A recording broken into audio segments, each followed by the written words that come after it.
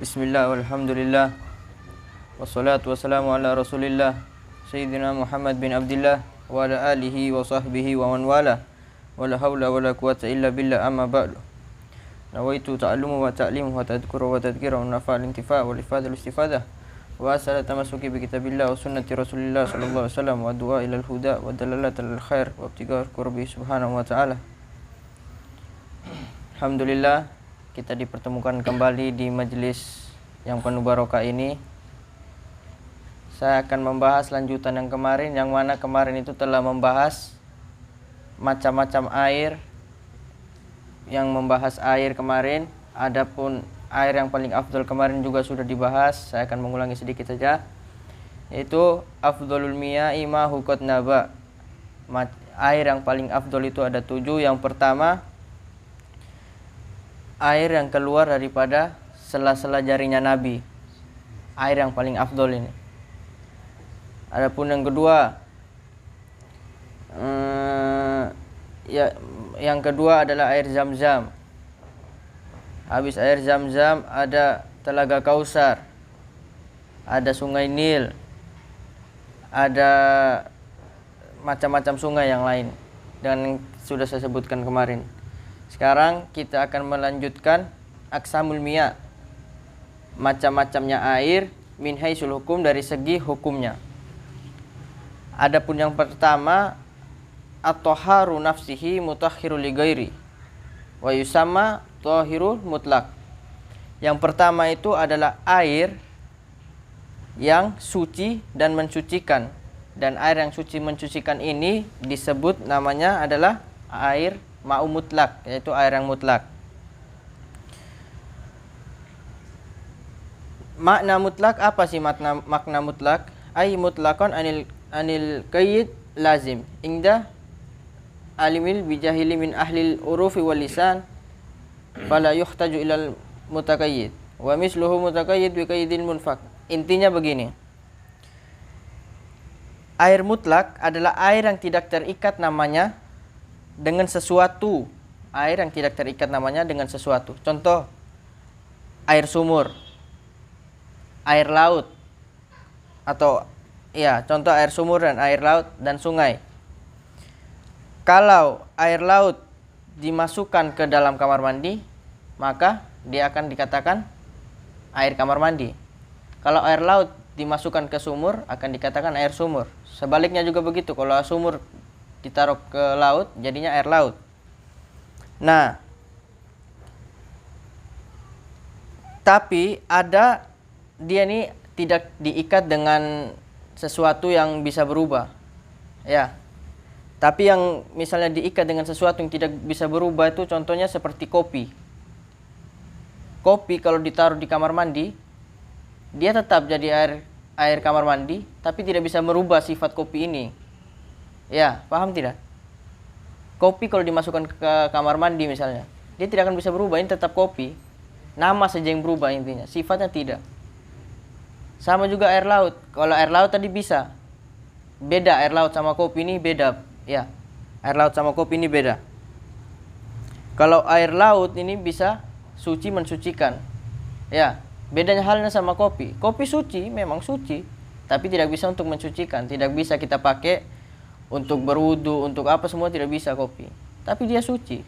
Ya. Terus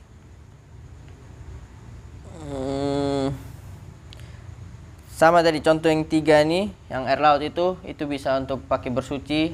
Tapi yang kopi, ada contohnya ini kopi, air mawar, teh. Air mawar ini tidak bisa dipakai bersuci. Tidak bisa. Itu mereka yang tidak bisa dipakai bersuci. Kalau air laut itu mutlak, air mutlak ya. Kalau kopi itu qayyidul lazim, qayyidul lazim.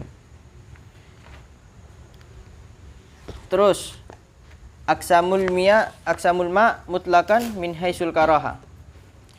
Air mutlak itu ada yang makruh dipakai dan tidak makruh dipakai. Air mutlak itu ada yang makruh dipakai, ada yang tidak makruh dipakai. Yang makruh dipakai itu ada 4, yaitu yang dipanaskan dengan matahari. Ya, air yang dipanaskan di matahari itu makruh dipakai. Karena li khaufil baros, karena para ulama di sini menakutkan adanya terjadi penyakit kulit. Kenapa? Karena dia panasnya dengan matahari. Makanya tidak boleh pakai air yang dipanaskan dengan matahari itu. Terus sadidul har, air yang sangat panas. Air yang sangat panas itu juga tidak boleh dipakai. Karena ya kita tidak jadinya mau wudhu tidak nih. Jadinya was-was nanti. Yang ketiga, sangat dingin, air yang sangat dingin. Air yang sangat dingin itu bukan tidak boleh dipakai, makruh dipakai. Untuk bersuci itu makruh. Dan yang terakhir adalah air dari bumi yang dimana bumi itu pernah diazab sama Allah. Contohnya seperti kaum Ad ya, kalau tidak salah. Kaum Ad itu. Kita pakai air dari tempat situ yang sudah diazab Allah, makruh hukumnya. Karena di situ tempat turunnya bala Allah. Terus surutul karahah ma' musammas. Syarat-syarat air musammas. Tapi air musammas ini di Indonesia tidak ada sebenarnya. Tidak ada di Indonesia air musammas. Air musammas ini air yang panas tadi itu, yang dipanaskan dengan matahari. Maksudnya matahari ini yang sangat panas ya. Di Indonesia ini tidak ada. Contohnya ada banyak, cuma saya sebutkan satu aja. An yakuna fi kutril har kal Hijaz wal Hadramut. Terjemur dijemur dengan tempat logam, tapi di Indonesia kan tidak ada. Ini syaratnya kutril har yang sangat panas. Indonesia tidak ada tempat yang sangat panas. Yang ini seperti Hijaz dan Hadramut. Hadramut itu Yaman sana. Itu panasnya ya, sudah tidak tahu lagi. Saking panasnya di sana, ustaznya Ana ceritain itu, kalau sudah musim panas datang, kasurnya mereka tuh mereka siram baru tidur. Kasur spons itu siram baru tidur. Kebalikannya juga kalau musim dingin, sudah terlalu sangat dingin. Tadi kita sudah membahas air yang suci dan mensucikan. Sekarang kita masuk yang kedua, yaitu air suci atau nafsi ghairu mutahhir li ghairi. Air suci tapi tidak mensucikan sekarang. Wa minhu, yaitu apa? Air mustakmal. Apa itu mustakmal? Yaitu air bekas basuhan yang wajib. Apapun yang wajib. Contohnya wudhu. Wudhu pertama, tapi di sini wudhu yang pertama. Basuhan pertama itu. Kalau airnya masuk lagi ke tempat kita wudhu, menjadi musammas. Air bekas mandi wajib. Itu tidak bisa dipakai bersuci lagi. Dia suci, cuma tidak bisa pakai bersuci lagi. Terus apa lagi selanjutnya? Air musammas ini, air mustakmal ini, kalau kan di dalam wudhu itu hanya basuhan pertama, ya. Basuhan kedua, ketiga itu tidak apa-apa karena sunnah dia.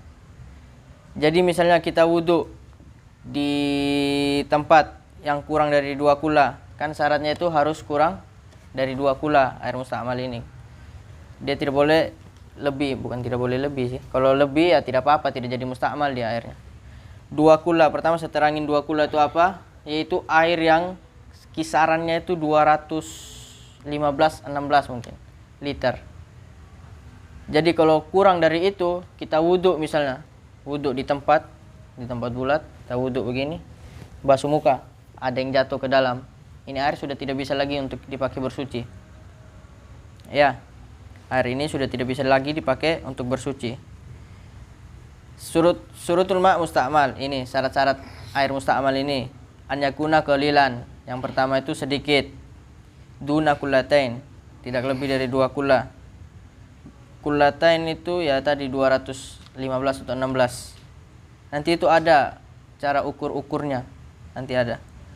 Yang kedua, syarat yang kedua, an yustakmala fi ma la budda min, dipakai untuk basuhan yang wajib tadi, bekas basuhan wajib tadi itu. Air yang mustakmal ini dipakai basuhan wajib tadi. Terus yang ketiga, an yanfasila anil udwi, dan telah berpisah dengan tubuh.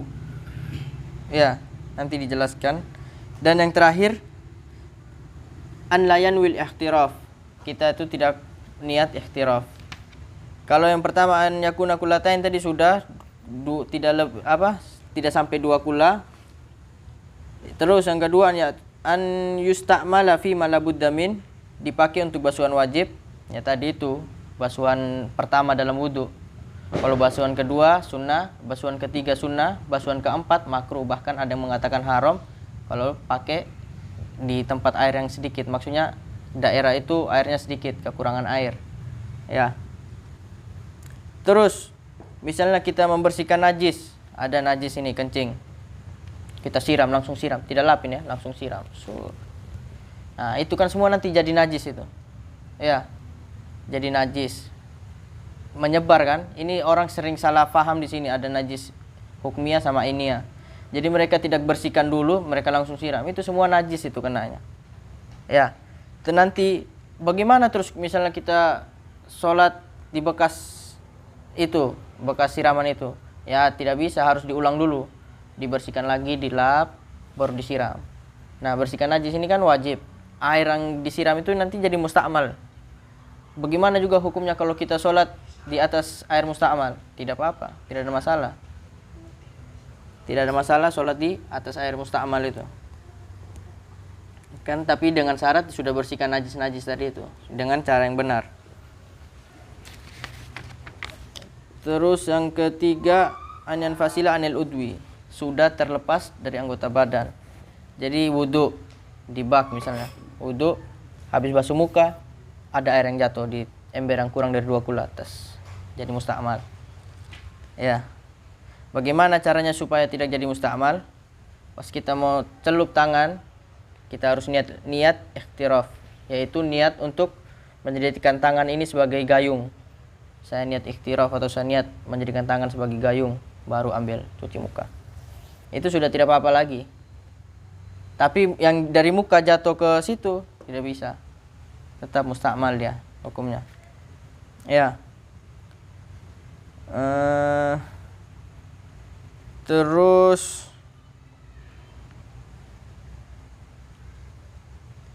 apa lagi? Niatul ihtiraf ini, niat yang pakai gayung jadi tangan itu sebagian ulama berpendapat untuk orang-orang awam aja tidak usah gitu. Lebih baik pakai keran aja, leading aja gitu kan, lebih gampang. Ada banyak pembahasan tentang niat ikhtiraf ini. Terus mungkin sampai sini saja dulu. Karena masih banyak pembahasan air ini, sangat banyak. Al-Fakir hanya mau mengingatkan sedikit tentang keutamaan orang yang mencari ilmu ini. Ya, sedikit saja. Nabi SAW bersabda, Man kharaja fi talabil ilmi fahuwa fi sabilillah hatta yarji. Jadi Nabi SAW ini sudah memberi kita ini yang cari-cari ilmu ini kabar gembira. Bahwasannya apa? Barang siapa orang yang keluar untuk menuntut ilmu, maka sesungguhnya dia keluar itu adalah orang yang berperang di jalan Allah. Jadi kita nih keluar nih, ini kita sama saja kayak lagi berperang, berjihad di jalan Allah. Sampai kapan? Sampai kita pulang nanti ke rumah. Jadi coba kita renungkan. Ayo kita renungkan bahwasannya kita ini sudah berperang di jalan Allah. Kita pulang jangan yang macam-macam lah. Maksudnya tetap jaga terus, dimutolai terus yang kita belajarin, diulangi-ulangi terus ya. Rasulullah juga sallallahu alaihi wasallam bersabda, Man ja'al mauta fa huwa yutlabu ilma li yuhyi bihil Islam fa bainahu wa bainal anbiya fil jannah darajatul wahidah. Nabi sallallahu alaihi wasallam bersabda apa? Barang siapa yang dijemput kematiannya atau meninggal di dalam keadaan menuntut ilmu, seperti kita ini dalam keadaan menuntut ilmu, sedangkan menuntut ilmu itu guna menghidupkan agama Islam, kayak kita untuk mensiarkan agama Islam, maka jarak antara dia dan antara para anbiya itu hanya 1 derajat. Coba kita bayangin, kita dengan para nabi cuma beda 1 derajat gara-gara mencari ilmu ini. Jadi mudah-mudahan kita lebih istiqomah lagi untuk menghadiri majelis ini. Mungkin sekian dari Al-Fakir. Wallahu a'lam bishawab. Assalamualaikum warahmatullahi wabarakatuh.